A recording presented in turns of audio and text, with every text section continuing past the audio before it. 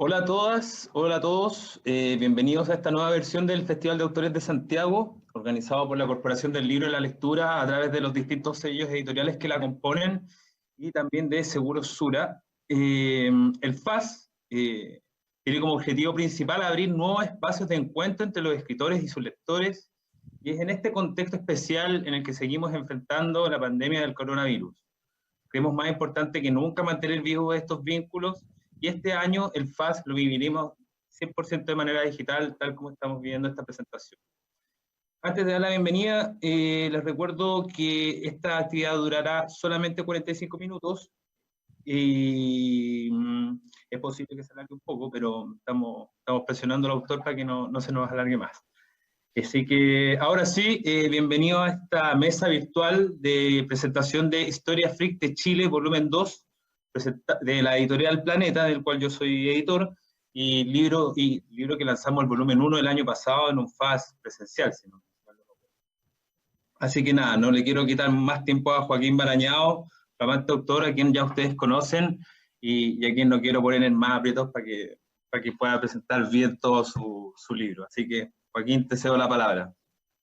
Bien, muchas gracias. Miren, aquí vamos a tirarnos, pero de H inmediatamente, a lo que es la Historia Freak de Chile, volumen 2. Miren, esto va a ser como una serie en la que va a partir el capítulo 2 y ustedes tienen que acordarse de lo que hace un año fue el capítulo 1, porque es realmente el inicio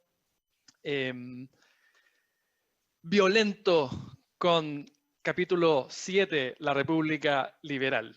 Ustedes dirán, la República Liberal porque legalización de la marihuana y matrimonio homosexual. Bueno, nada parecido a eso, es la República Liberal porque es lo que sucede a la República Conservadora donde prima el orden. Y entonces el libro, el volumen 1 termina con la Guerra del Pacífico y tan pronto Chile obtiene la victoria, y no, incluso mientras estábamos obteniendo la victoria, comienza entonces el ejército a seguir pasando aplanadora en la Araucanía. Bueno, de hecho, por eso que la ciudad de Victoria se llama así, porque fue fundada mientras llegaban las noticias de los triunfos en Perú. Así que bueno, durante la campaña de 1870 y 1871, antes de la guerra, se había avanzado hasta ahí, hasta la línea del Mayeco, y eso había permitido entonces, era un gran favor logístico, porque permitía telégrafo, permitía tren, y eso entonces ya permitió que con toda la brutalidad que ustedes ya conocen, la muy mal llamada pacificación de la Araucanía, que en realidad debiésemos todos llamar ocupación de la Araucanía, fue la puñalada final a la nación mapuche. Y esto termina el 1 de enero de 1883 de manera, digamos, a gran escala, con la refundación de Villarrica, la misma ciudad que había caído ahí a inicios en los amaneceres del siglo XVII, durante ese gran sitio en el que, bueno, los españoles fueron testigos de canibalismo y todo el tipo de horrores que ustedes se puedan llegar a imaginar. Por supuesto, ese es el fin de la guerra a gran escala, pero desde entonces que ha seguido lo que todos conocemos que es el conflicto mapuche. Y casi en paralelo, solamente unos pocos años después, viene este otro triste pasaje de la historia de Chile, triste pero también extremadamente freak, que fueron los zoológicos humanos. Y esto se hizo, bueno, con los ONAS, ¿cierto? O los Selknam, como ellos se llamaban a sí mismos, en París para la exposición de 1889, la misma exposición que vio nacer la Torre Eiffel por los 100 años de la toma de la Bastilla. Y es una cosa, un pasaje horrendo de nuestra historia, de la historia de la humanidad, no solamente, en que ellos eran alimentados con carne cruda, los hacían pasar hambre para dar la apariencia de que eran voraces, y claro, ante esas circunstancias, por supuesto que se iban a comer lo que fuera que hubiere. En París los pusieron junto con las jaulas de los avestruces y fueron también al zoológico de Berlín. Bueno, 1885 y 86, perdón, y José Manuel Balmaceda, este señor ahí que Rubén Darío decía que tenía apariencia de príncipe, es el que toma el poder, y a esa altura ya estaba muy desgastada la relación entre el Ejecutivo y el Congreso. El inicio fue más tranquilo del gobierno de Balmaceda. Alcanzó, entre otras cosas, a incorporar Isla de Pascua a territorio chileno, lo que en esa época lo transformaron en una gran hacienda ovejera semitropical, ocupando lo que era el otrora orgulloso pueblo Rapa Nui, hoy día quedaba muy poca gente devastada por las pestes, por expediciones que se llevaban como esclavos al Perú. Y todo esto se hizo con un tratado que era muy ambiguo, porque los Rapa Nui decían que recibían a los chilenos como amigos del lugar, pero no quedaba ahí en evidencia si eso implicaba o no implicaba entregar soberanía. Si uno le pregunta hoy día a un Rapa Nui, te va a decir que claramente que no. Si uno le pregunta a Balmaceda o a Policarpo Toro, el hombre que fue allá, te va a decir que evidentemente sí. Así que eso quedó abierto y produjo problemas durante mucho tiempo. Los Rapa Nui, fíjense, no fueron incorporados como ciudadanos chilenos, sino hasta 1966, cuando Elías Figueroa ya estaba haciendo sus maravillas. Así fue todo lo que nos demoramos en aquello. Bueno, pero en realidad Balmaceda es sobre todo recordado no por Isla Pascua, sino que por la Gran Guerra Civil de 1891, que eclipsa totalmente en términos militares a cualquier otro conflicto interno que hayamos tenido, a la Guerra Civil de 1851, a 1859, incluso al golpe de Estado del 73 o a la Guerra de 1829. Esto es mucho más grande que todas aquellas. Y bueno, es largo explicar por qué, pero si uno tuviera que quedarse con algo, digamos que es la rivalidad entre el poder ejecutivo, el presidente, lo que Balmaceda llamaba el sistema representativo, y el Parlamento, que era muy celoso de sus atribuciones.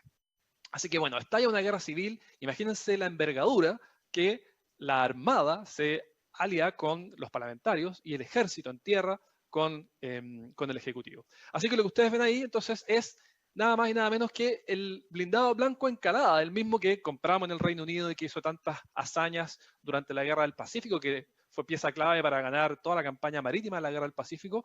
Bueno, resulta que fue el primer barco hundido por un torpedo autopropulsado en todo el mundo. ¿Y dónde fue hundido? Cerca de Caldera, por parte del ejército. Por supuesto, como es de la Armada, era un barco congresista, ¿cierto? Y si ustedes se fijan, hay un señor ahí que está intentando salir a flote. Y si se fijan con más cuidado, lleva algo asido curiosamente a la mano derecha. Y eso en realidad es una vaca lechera. Y ese hombre es no otro que Ramón Barros Luco, que era, bueno, congresista, ¿cierto? Y estaba a bordo del barco. Y de acuerdo a los testigos de Caldera, él sobrevivió a ese naufragio asido, ¿cierto?, a la cola de la vaca lechera que estaba a bordo del Blanco Encalada para mejorar el rancho. Bueno, Barros Luco siempre lo negó, pero yo le creo a los testigos de Caldera. La acción entonces fue bajando del norte hacia la zona central a medida que transcurría el invierno de 1891 y las grandes batallas se producen entonces en agosto en Concón y Placilla. En Concón fue una cosa sanguinaria, el río Aconcagua le abrieron las compuertas y muchos murieron ahogados de ambos bandos. Estaba ahí este estratega prusiano que había participado en la guerra franco-prusiana, estaba aquí instruyendo ejércitos y decía, imagínense, él decía que no había visto cosas así de sanguinarias. De hecho, en ambas batallas, en Concón y Placilla, se contabilizaron más de 8.000 bajas, que supera en casi un 50% la suma de las batallas de Chorrillos y Miraflores de la Guerra del Pacífico. Recordemos que, o sea, el combate naval de Iquique es una trifulca de bar comparado con lo que fueron las grandes batallas de Chorrillos y Miraflores. Y entonces, bueno, gana finalmente el bando parlamentario y de ahí en más lo que ocurre es este periodo curioso de la historia de Chile, que es la república parlamentaria. En realidad es algo así como una república pseudo parlamentaria, porque la constitución no fue reemplazada por otra, se mantiene la constitución de Egaña Gandarillas de 1833.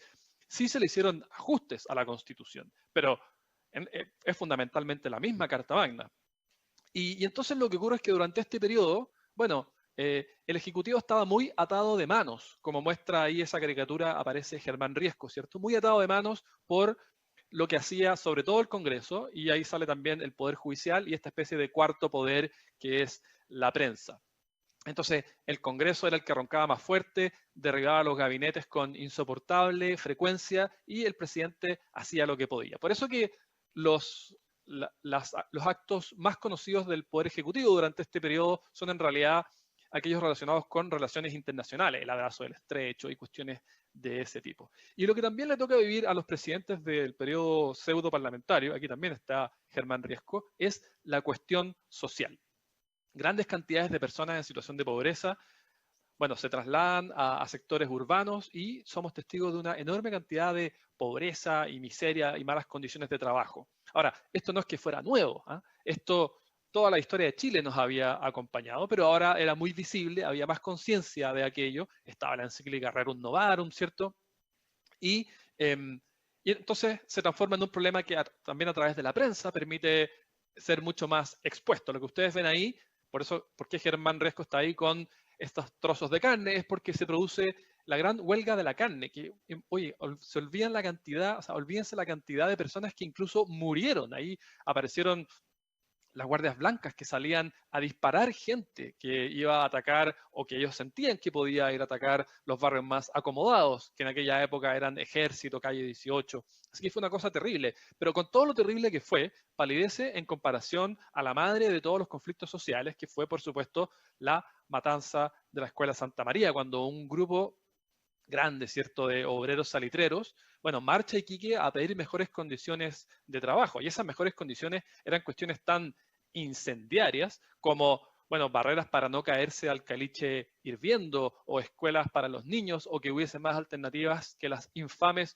pulperías donde poder comprar las cosas. ¿Y cómo reacciona entonces el gobierno? En esa época ya era Pedro Montt, ¿cierto?, que había sucedido a Germán Riesco. Bueno, pues disparando a mansalva. Ahí estaba la Esmeralda, una de las 5 esmeraldas que hemos tenido aquí, acribillando obreros salitreros. Y después de eso entraron a la escuela con lanza en mano. Así que fue un pasaje tristemente oscuro de la historia de Chile y pese a todo, hoy día la principal avenida, ¿cierto?, la del Congreso de Valparaíso, se llama Pedro Montt. Y bueno, viene la Primera Guerra Mundial, ¿cierto? ¿Y qué significa esto? Bueno, lo que aparece ahí es un tanque que aparece en la Primera Guerra Mundial. ¿Y por qué se llaman tanque? Bueno, porque los británicos le pusieron ese nombre en código, porque era una invención nueva y entonces lo hacían llamar tanque como si fuese un tanque de agua para ocultarlo. Bueno, resulta que el nombre en código terminó imponiéndose y hasta el día de hoy lo seguimos llamando por su nombre en código, pese a que ya de tanques de agua tienen muy poco.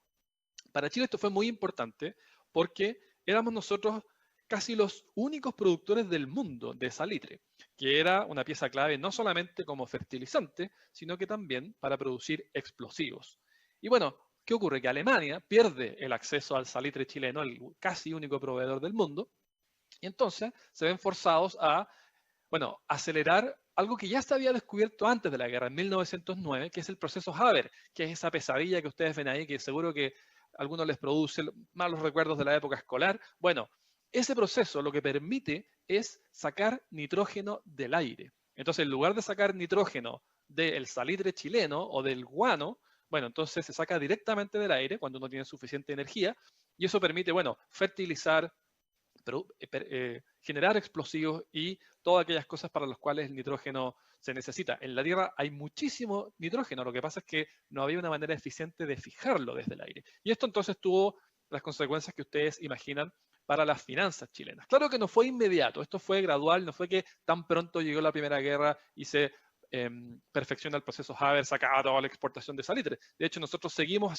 con esta campaña, ¿cierto? Estos carteles en inglés que circulaban por todo el mundo promoviendo las bondades del salitre chileno, que siguió siendo competitivo por algún tiempo, pero no demasiado. La República pseudo-parlamentaria se acaba, bueno, el último de sus representantes en el Ejecutivo es un hombre de un carisma asombroso, mientras los candidatos hasta entonces solían hacer campaña solamente en el círculo de notables, en el Club de la Unión, viene el León de Tarapacá, como se llamaba Arturo Alessandri, así llamado en honor a Eleuterio Ramírez, el León de Tarapacá original, con un entusiasmo y con una manera de inflamar corazones que no era habitual en la política chilena, donde los políticos solían hablarle solamente a la élite. Así que aquí les tengo un discurso, porque su oratoria era algo que cautivaba muchísimo a la gente. Para los espíritus reaccionarios, para los que resisten toda reforma justa y unitaria, esos son los protagonistas de la conciencia del sector. Porque no será amenaza para los que se alzan contra la justicia de justicia. Ese es un pasaje muy famoso de su discurso y es tanto el entusiasmo que despierta Arturo Alessandri que le hacían guardia en su casa. Y incluso es más, partidarios de él sacaban estuco de la pintura y pensaban que tenía poderes medicinales, o sea, y se lo tomaban, ya era como casi una especie de medio gurú. Y hacia el final del periodo de Arturo Alessandri, bueno, resulta que los parlamentarios toman la decisión de autoasignarse un sueldo. Esto suena mal, pero era bastante razonable porque hasta ese momento los parlamentarios no recibían sueldo alguno, con la consecuencia de que solamente la gente rica podía darse el lujo de ser parlamentario. Ahora, esto no le cayó nada de bien al ejército, porque el ejército resulta que hace tiempo que venía alegando que no les actualizaban, no les ajustaban su sueldo por inflación y por lo tanto su sueldo real era cada vez menor. Entonces de pronto ven que estos parlamentarios están autoasignando las lucas y dicen, ah, no, escándalo. Entonces van al Congreso y bueno, hacen sonar sus sables, ¿cierto? Contra el suelo de mármoles, el famoso ruido de sables, y en un muy confuso incidente, bueno, terminan los militares tomando el control. ¿Y saben qué día fue eso? Lo terminan tomando el día 11 de septiembre, el mismo día que todos saben lo que ocurre en 1973 y el mismo día que Michimalonco destruye Santiago. Así que el 11 de septiembre es una fecha que recordamos por triplicado. Eso pone fin a la República Presidencial. Ahora, Alessandri se fue autoexiliado a Italia, pero vuelve y vuelve en gloria y majestad porque los militares lo reciben de vuelta. Y bueno, y es en ese periodo que él dice, perfecto, ahora lo que tenemos que hacer es un nuevo pacto social, esto es con jerga contemporánea, por supuesto, que en realidad es una nueva constitución. Y ahí, fíjense que se armó una especie de gran asamblea constituyente, lo citaron, había muchas mujeres, eso al final no prosperó y más bien terminaron armándola entre cuatro paredes. Bueno, la nueva constitución comienza a operar el año 25 y bueno, una de las personas que trabaja con Alessandri en este nuevo gobierno es este militar que aparece en esa foto, que es Carlos Ibáñez del Campo. Y aquí, bueno, es largo de explicar todo lo que ocurre, pero este era el verdadero sujeto que tenía el poder en esa época. O sea, y bueno, hay una sucesión de varios personajes, ¿cierto? Después de Alessandri vuelve a renunciar ante lo que era en realidad el verdadero poder de Carlos Ibáñez, ¿cierto? Cuando él hace una especie de gran bravata por la vía epistolar, Alessandri se da cuenta de que él ya no tiene el verdadero poder. Bueno, asume Emilio Figueroa, ¿cierto? Que era el que había sido el presidente de la resaca 18era, porque era el que había solamente celebrado el aniversario de 1910. Y Carlos Ibáñez entonces finalmente en el poder y son los locos años 20, la cosa comienza a repuntar, un gran periodo de liberalidad en muchas partes del mundo, de prosperidad en muchos sentidos y la cosa ya bastante bien enrelada cuando en 1929 viene el gran crash bursátil en Wall Street y esto nos pega, pero como a pocos en el mundo. De hecho, hay un informe de la Liga de las Naciones, que era el antepasado de Naciones Unidas, que sostiene que Chile fue el país más afectado de todo el mundo por este gran caos que fue. Porque nosotros éramos casi monoexportadores de salitre y por supuesto que la demanda de salitre se fue al piso. Así que fue un gran desastre y Ibáñez cae también. Y cuando cae Ibáñez, bueno, se olvidan lo que ocurre en ese momento. ¿Por qué aparece ahí el escudo de El Salvador? Porque resulta que, fíjense que Ibáñez, que es uno de los personajes que participa originalmente del Río de Sables, bueno, todo eso era un grupete de militares de graduación bastante baja. Tanto así, bueno, el mayor, fíjense que el de mayor graduación era un sargento mayor que curiosamente tenía, un capitán, perdón, que curiosamente tenía el apellido de Pinochet, figúrense. Y el que era sargento mayor solamente era Carlos Ibáñez.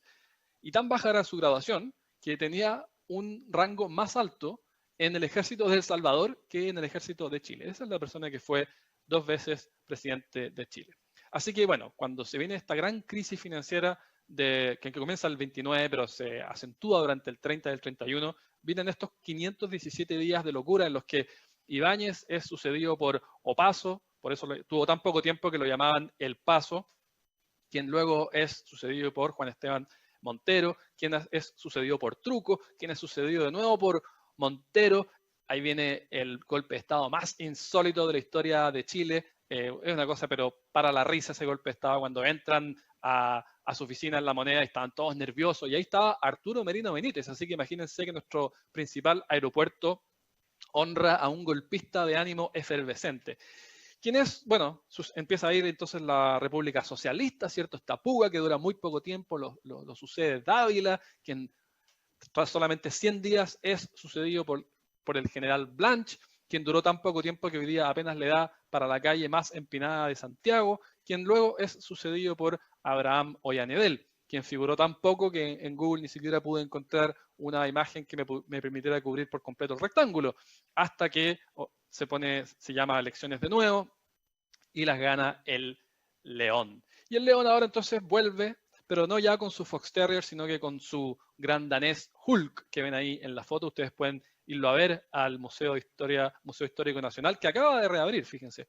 Este perro era todo un personaje. En una ocasión fue el embajador de Hungría, y este embajador tenía un sombrero con grandes plumas. Y el perro entonces pensó que era una especie de animal vivo y se abalanzó sobre el pobre embajador y lo botó al suelo. Bueno, en este segundo gobierno de Alessandri es el gobierno en que se hace el barrio cívico, se hace el Estadio Nacional, y todo esto comandado por el gran ministro de Hacienda, bueno, gran para sus partidarios, que era Gustavo Ross. Por supuesto, sus detractores no lo llamaban el mago de las finanzas como lo llamaban en el gobierno, sino que más bien lo llamaban el último pirata del Pacífico, o también el ministro del hambre.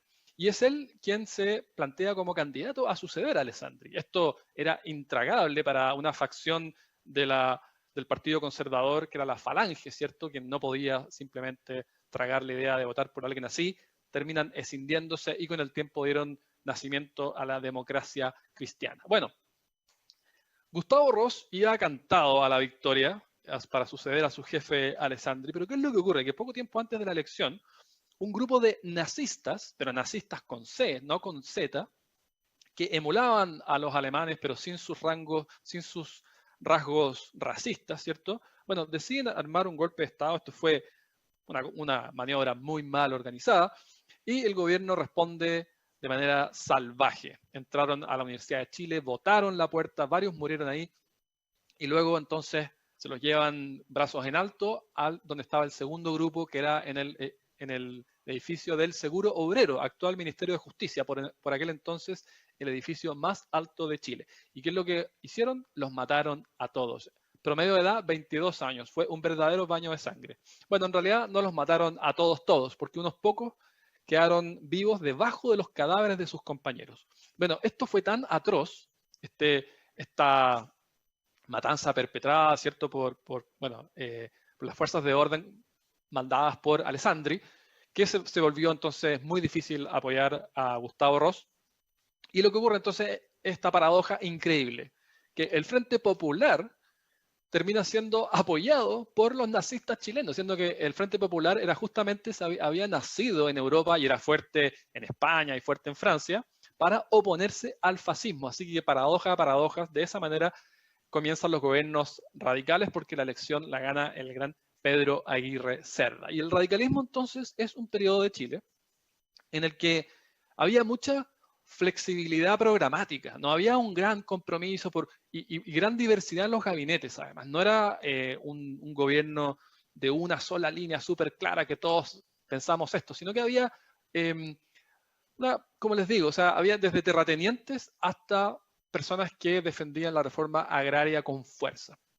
Y bueno, hay además una impresión histórica de que los radicales se fueron achanchando en el Congreso, en el gobierno, y que se fueron entonces asentando y aprovechando los cargos públicos. Por eso que esto es lo que Fernando Villegas, que bueno, no es historiador, pero un gran observador de la sociedad, llamó el cucharón radical. Y él decía que esto era nada más y nada menos que el instrumento que las hordas radicales asentadas en el Estado introducían en el erario nacional para sopearlo a mansalva. Tienen ahí una impresión de un observador de qué fueron los gobiernos radicales. Lo que muestra esa imagen entonces es algo parecido. Esa sí es una caricatura de la época. Ahí está Juan Verdejo, ¿cierto?, que es el equivalente a lo que hoy día llamaríamos la señora Juanita, pero de la época. Y está viendo entonces cómo los funcionarios radicales se van engordando, ¿cierto?, con la teta del Estado. Mucha gente estaba asustado con Pedro Aguirre Cerda, que no fue este señor masón come curas, que iba a pasar con la iglesia. Bueno, no solamente no terminó siendo un come curas, sino que apoyó de manera muy decidida incluso el Gran Congreso Eucarístico de 1941. ¿Y saben quién hace el discurso de la Eucaristía del Congreso Eucarístico? Nada más y nada menos que Raúl Rettig, masón también y totalmente agnóstico. Y además Pedro Aguirre Cerda fue quien promovió a José María Caro como nuestro primer cardenal, cuestión que rindió frutos más adelante porque así lo fue. Gran tipo era don Pedro. Ahora, sus planes se vieron realmente removidos por la gran tragedia que fue el terremoto de Chillán. Saben que en este mismo terremoto fueron cuando Salvador Allende conoció a Hortensia Bussi. Salieron ambos a la calle, ella muy asustada y mire, ¿quién es este joven diputado? Bueno, ocurre que no fue el terremoto más potente, ni de cerca, ya vamos a hablar del terremoto más potente, pero sí el que produjo más muertes, porque acaeció en una zona, bueno, más densamente poblada, lo que era el sur, y sobre una zona donde era muy fuerte, muy transversal la construcción en adobe. Y entonces, ¿qué ocurre con el terremoto de Chillán? Pues bien, nace la Corfo, esta especie de hada madrina del Chile industrial, que era una vieja pretensión del radicalismo y que sin el terremoto hubiese sido bastante más difícil de conseguir. Imagínense que el suizo Le Corbusier, uno de los más famosos arquitectos de la historia, se ofreció para reconstruir Chillán, pero el alcalde lo negó porque dijo que un suizo no iba a entender lo que era la mentalidad chillaneja. Así que imagínense qué ciudad tendríamos ahora, ¿quién se imagina? Bueno, a Pedro Aguirre Cerda le toca también la Segunda Guerra Mundial. Y Chile, bueno, como la mayor parte de los países sudamericanos, parte neutral, ¿cierto? No se alinea con ninguno de ambos. Y Estados Unidos veía esto con preocupación, porque hoy día parece evidente que había que alinearse con los aliados. En aquella época no era nada de evidente, había una colonia alemana residente importante y para nosotros era un peligro que Japón viniese como parte del eje, ¿cierto?, a bombardear los puertos. Entonces, Estados Unidos, una de las medidas que adopta para que Sudamérica no se alíe con el lado oscuro de la fuerza, fue la diplomacia Disney. Envían a Disney a hacer películas para mostrar, ¿cierto?, la cara más favorable de Estados Unidos y mostrar que al final quiénes son los buenos en este entuerto. Entonces, uno de los productos de la diplomacia Disney fue esa película, Saludos Amigos, así en castellano y todo, ese era el título con que se presentó en Estados Unidos, en que los distintos personajes representan a distintos países de la región. A Chile le tocó este avión, Pedrito. And Pedro, the baby airplane, who has to fly the mail all by himself because his papa has a cold. Entonces él tiene que llevar la correspondencia a Mendoza. Se llamaba Pedro en honor al presidente. Bueno, hubo una persona que vio esto y dijo, no, pero ¿qué tiene que ver este avión con el alma de Chile? Esto no representa quiénes somos. Era un dibujante de la revista satírica Topace. Y él entonces reacciona a esto, dice, no, necesitamos un personaje que nos represente de mejor manera, y lo que hizo fue entonces una cruza entre el roto chileno y el cóndor que dio origen a Condorito. Tan popular fue que más de medio siglo después Microsoft lo quiso como mascota para una de sus versiones de Windows. No llegaron a acuerdo económico, así que nos perdimos tener a Condorito como parte de Windows. Año 1945, abril, en la guerra en el teatro europeo ya estaba, pero es que ya estaba zanjado esto. Y a última hora, el gobierno de José Antonio Ríos decide entonces declarar la guerra, que era un requisito para entrar a la naciente Organización de Naciones Unidas. Por eso yo cuento en el libro que Chile declaró la guerra como cuando esa gente que Colo-Colo iba ganando 3-0 en la final de la Libertadores del 91 y en el minuto 85 dicen, ahora soy colocolino, ¿eh? Porque ya estaba todo cantado. Y bueno, sin embargo, eso, como les digo, tuvo las consecuencias de que pudimos ser parte de los inicios de Naciones Unidas. Así como Aguirre Cerda murió de tuberculosis sin terminar su mandato, Ríos también murió antes de terminarlo porque padecía cáncer. Fíjense que a él no le revelaron de buenas a primeras que lo tenía, lo mantuvieron en secreto durante algún tiempo. Así que no alcanzó a terminar su periodo y es sucedido por el tercer radical, que es Gabriel González Videla. Y él comienza con una novedad. pone a comunistas en el gabinete, 3 comunistas, algo que no había ocurrido antes. Y bueno, resulta que los comunistas entonces participan de este doble juego de ser parte del oficialismo, pero también de estar azuzando la revolución y los movimientos obreros, incluyendo una muy tremenda huelga del carbón que puso en riesgo el suministro eléctrico en Chile. Así que bueno, por eso y por otros problemas, también porque le fue muy bien en la elección municipal, Gabriel González Videla entonces impulsa la eufemística Ley de Defensa de la Democracia, que lo que hace en realidad es proscribir el Partido Comunista. ¿Quién es el comunista más famoso de todos? Por supuesto, de aquella época, Pablo Neruda, quien decide irse a la fuga, se fue en modo clandestino a la precordillera de Futrono. Él cuenta en su discurso de aceptación del premio Nobel que cruzando el río Curriringue casi pierde la vida. Tal vez sean algunas exageraciones del bate, pero es verdad así que huyó. González Videla contó después en sus memorias que él dio la orden de buscarlo, pero de no encontrarlo, porque hubiese sido realmente un lío tener a ese gran hombre sujeto a prisión o algún proceso judicial. Así que terminan los gobiernos radicales. ¿Y saben quién vuelve al poder de manera, yo diría, bastante insólita? Es este hombre que había salido con tantos problemas con la crisis financiera de los años 30. Y vuelve con una escoba, como muestra esa caricatura, porque él decía que era la escoba con la que iba a barrer con la corrupción. Bueno, tuvo un gobierno, ya no tenía la energía y el aplomo de su gobierno pasado, y fue un gobierno que terminó muy acongojado por la terrible inflación. Se dice, aunque no está demostrado, que alguna vez le habría dicho a alguno de sus asesores que por qué era este problema, a lo que le respondieron, bueno, es que eso simplemente es ley de oferta y demanda, entonces habría respondido, bueno, entonces deroguen la ley de oferta y la demanda. No funcionan así las cosas, don Carlos. Y fue sucedido él por Jorge Alessandri, por el hijo del león. Y es parte él, ¿cierto?, con su gobierno de gerentes, un enfoque diferente. Había estado casi toda su vida en el mundo corporativo, aunque también había sido ministro de Hacienda en los gobiernos radicales. Y la cosa parte bastante bien, como suele ser con tantos gobiernos, hasta que mayo del año 60 y a la Tierra se le ocurre una sacudida como nunca antes se ha medido en la historia de la humanidad. 9,5 en la escala de momento. Es el terremoto más potente jamás medido. Tanto así, y esta imagen a mí me parece que es increíble, que liberó el 22% de la energía sísmica de todo un siglo.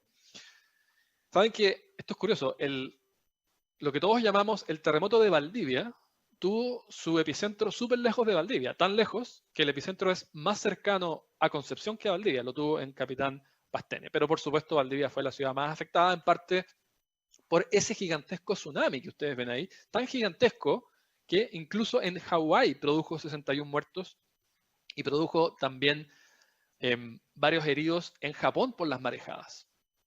Así que no solamente Alessandri quedó muy apesadumbrado por esto, sino también la FIFA, porque todos sabemos que ya habíamos ganado la sede para el Mundial del 62, y entonces, así como Carlos Dittborn decía, o al menos se dice que dijo, que porque no tenemos nada, queremos todo, bueno, ahora teníamos menos que nada, porque ni siquiera las sedes del sur estaban en condiciones de recibir el Mundial. Aquí un relato del locutor de la BBC. The game you're about to see is the most stupid, appalling, disgusting and disgraceful exhibition of football possibly in the history of the game. Chile versus Italy. This is the first time the two countries have met. We hope it will be the last. The national motto of Chile reads, by reason or by force. Today, the Chileans were prepared to be reasonable. The Italians only use force. Y se refería entonces a este partidazo.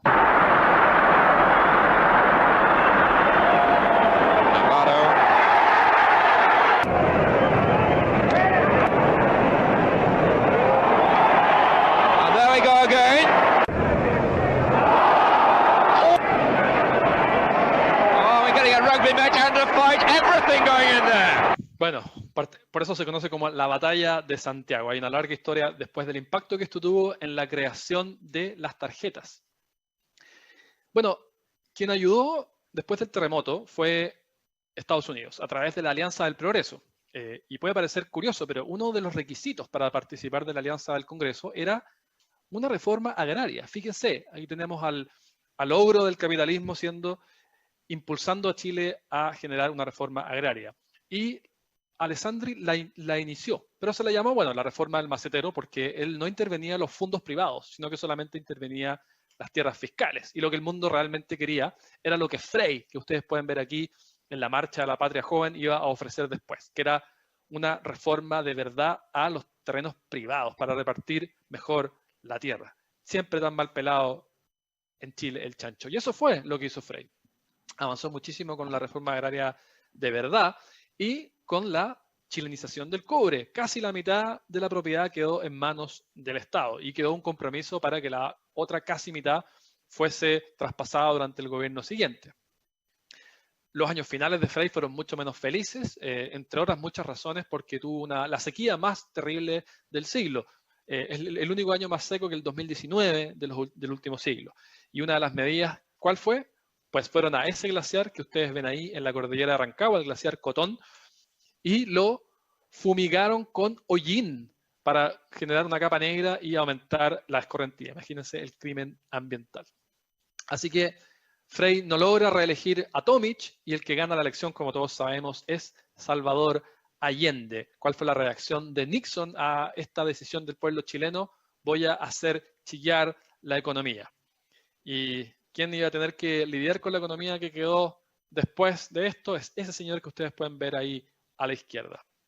Allende termina lo que había iniciado Frey, la chilenización da paso a la nacionalización con la totalidad de la propiedad. Y esto, ojo, esto no fue una medida solamente de Allende. La unanimidad del Congreso Pleno, como aparece ahí en la portada, votó a favor de esto. Así que esto fue una decisión de país, no fue una decisión del gobierno de la OP. Bueno, las cosas comienzan a andar mal. Hay una larga explicación en torno a por qué se produjo una escasez de oferta. Y viene entonces este primer intento de golpe de Estado, el tanquetazo en junio del año 73. Tan punga fue este intento que los tanques que salieron no llevaban suficiente benzina, tuvieron que parar a la bomba y además respetaban las luces rojas, así de poco decididos estaban. Pero entonces ahí el general Prats cojonudamente va, los enfrenta en persona y detiene el movimiento. ¿Y quién lo va a felicitar de manera efusiva por esta gallarda acción? Fue su segundo ahí, el general Pinochet, que están ahí junto al ministro Toá, padre de Carolina. Pero todos sabemos lo que ocurre pocos meses después. Miren, en Sudamérica, en Latinoamérica en general, hay muchos golpes de Estado. Este es un menú rico.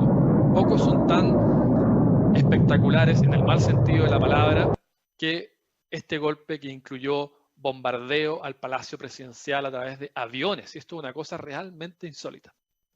Y vienen casi 17 años de cuestiones como esta, ¿cierto? Este infame titular en el que se hablaba de milistas chilenos que caen en Argentina.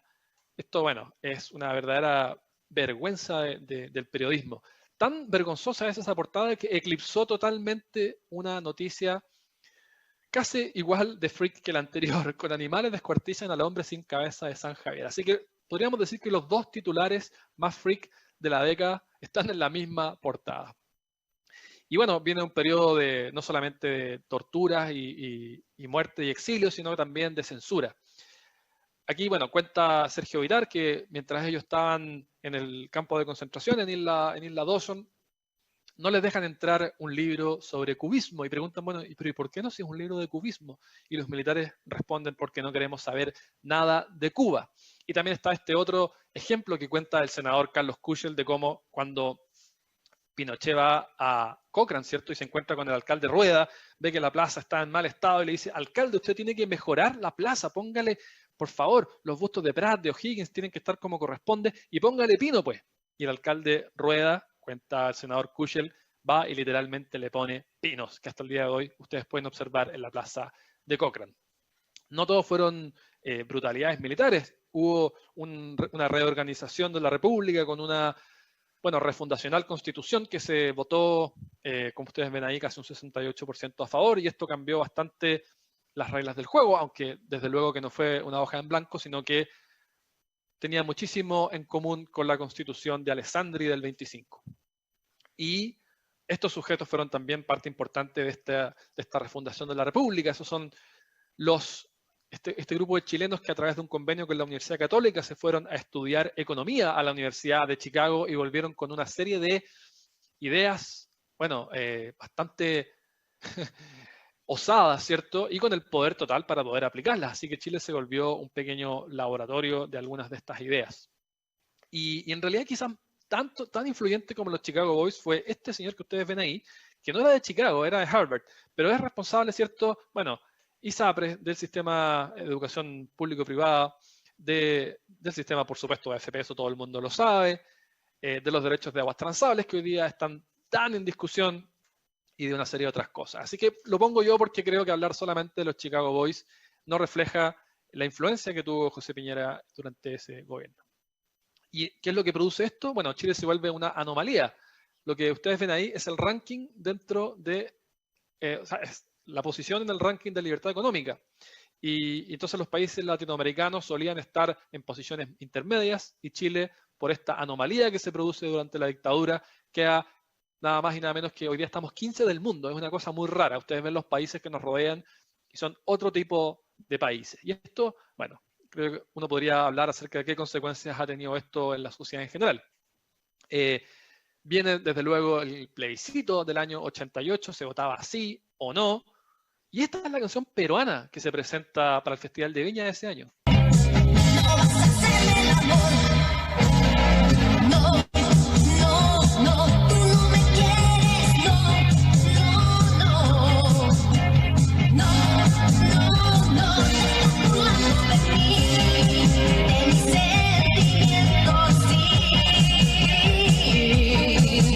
Bueno, y resulta que esta canción dice tantas veces la palabra no, que los militares no le permiten competir porque pensaron que era publicidad subliminal y argumentaron que había un plagio. En realidad la canción del supuesto plagio la inventaron esa misma noche. Pero por supuesto, pese a todo, gana el no, pese a que no permiten competir esa canción, y aparece entonces este fantástico titular de El Fortín. Corrió solo y llegó segundo. Y comienza entonces la transición, con este fantástico momento que es la transición democrática. Muy pocos países han logrado algo así.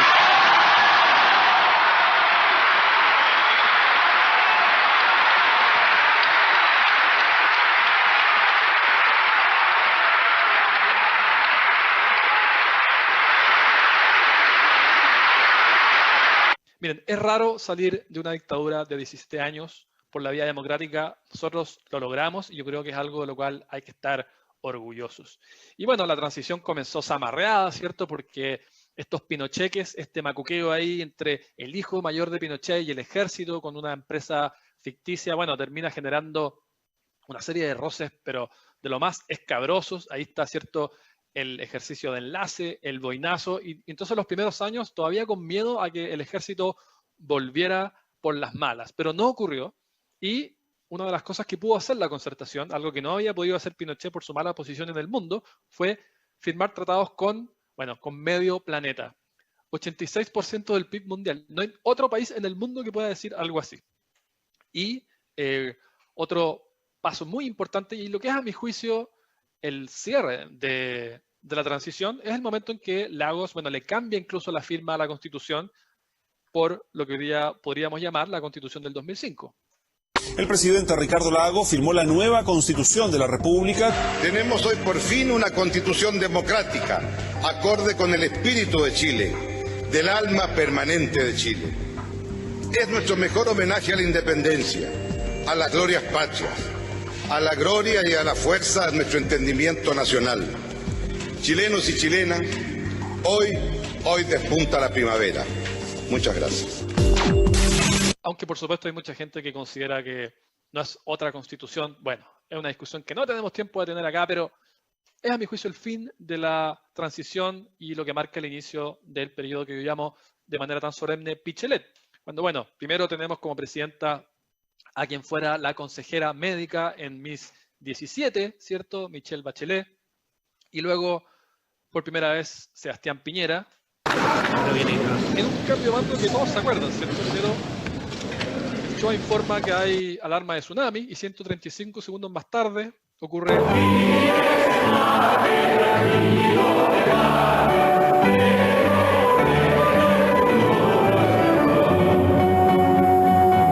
Así que 135 segundos después, alarma de tsunami y ese mar que tranquilo te baña, paradojas que ocurren en un país como Chile, país donde han ocurrido 12 de los 30 terremotos más potentes de la historia del mundo, una cosa insólita.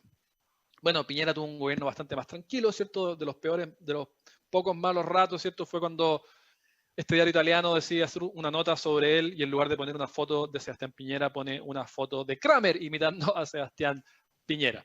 Michelle Bachelet vuelve y una de las cosas que aquí uno se olvida, pero en realidad en su segundo gobierno ella pasó máquina. Realmente su agenda la impulsó casi tanto como quiso. Y una de las cosas que hizo fue estos encuentros locales autoconvocados, ¿cierto? Todo sistematizado aquí para una nueva constitución, pero el trabajo quedó ahí. Vuelve a ganar Piñera la elección y el gobierno de él decide no seguir adelante con este trabajo. Y lo que habría sido un gobierno tranquilo comienza a cambiar el día 7 de octubre del año 2019 cuando estos chicos del Instituto Nacional hacen esto.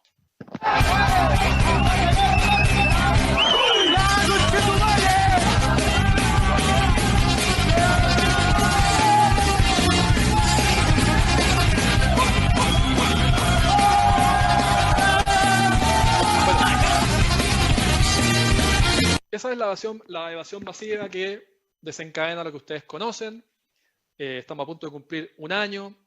Y para cerrar la presentación, entonces, fue un periodo en general bastante freak completo, el país patas para arriba, ¿cierto? Que incluyó arrojarle a Carabineros no solamente elementos contundentes sin valor, sino que también, en el caso de Coyhaique, un fósil de 130 millones de años. Así que esas son algunas de las curiosidades que pueden ver en Historia Freak de Chile, volumen 2. Ojalá que se animen. Yo creo que no solamente se van a enterar de curiosidades, sino que también van a recordar la historia de Chile que desde el colegio que no repasamos muchos de nosotros. Así que les agradezco su atención, su participación. Ojalá se hayan entretenido. Nos veremos en un futuro próximo.